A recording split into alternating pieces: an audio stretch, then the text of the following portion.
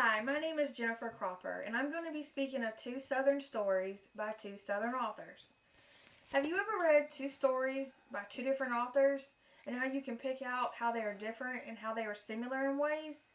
Well, in A Rose for Emily and where In a Hard Man is Good to Find, both stories have different plots, themes, and authors. Yet they have similar characters, settings, and characteristics. A Rose for Emily by William Faulkner is where a woman is controlled by her father. She's the last member of her well-known family, has the body of her decomposing lover in her bedroom, and the story is told through the townspeople. A Good Man is Hard to Find is by Flannery O'Connor. And this is about where a southern family is traveling through Tennessee to Atlanta, and they run into a serial killer who murders them all in cold blood, and the grandmother is the last to die.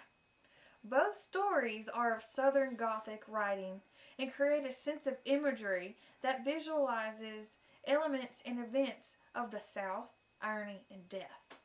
Both stories, the author describes the Southern culture throughout their stories. Faulkner's words like big, squarish, framed house with scroll balconies, and he talks of Emily having a servant. Faulkner also uses words like cotton wagons and gasoline pumps in the yard to create an eyesore, and how Emily goes to join the representatives in the graves among the Union and Confederate soldiers who have fallen in the Battle of Jefferson. O'Connor uses the family traveling through southern states with cotton fields and plantations, and how the grandmother points out scenery and interesting details of Stone Mountain along with various crops in the Red Clay Banks. Given these types of words and descriptions by both authors, you are able to identify the settings are of the South and of Southern culture. In both stories, you can find the use of irony. Faulkner uses how Emily's father controls her and wouldn't let her go, though after his death, Emily meets a man named Homer Barron, who becomes her lover, and she too cannot let him leave. The townspeople think Mr. Barron has left, but in actuality, Emily has poisoned him because she doesn't want him to leave. After Emily passes, the townspeople enter the house to find her lover rotting in the room with a stray of her gray hair on a pillow next to him. O'Connor uses irony of the grandmother being against traveling to Florida and then tries to convince the family to go to Tennessee because there's an escaped murderer on the loose.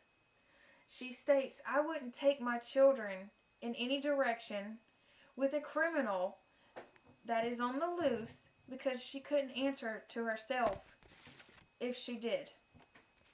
After getting the family to make a detour, she happens to lead them all straight to the misfit murderer who murders them all.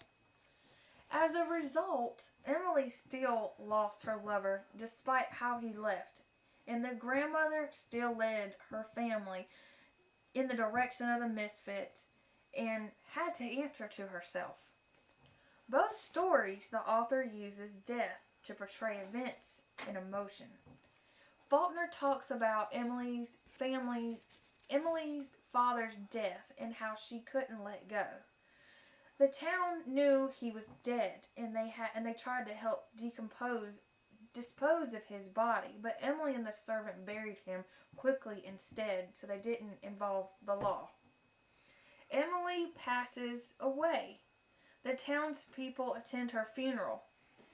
Men of the town have a respect, while the women wanted to go in the house out of curiosity because no one had entered in the past 10 years. O'Connor describes how the grandmother begs for her life by praying and speaking to Jesus to the misfit murderer.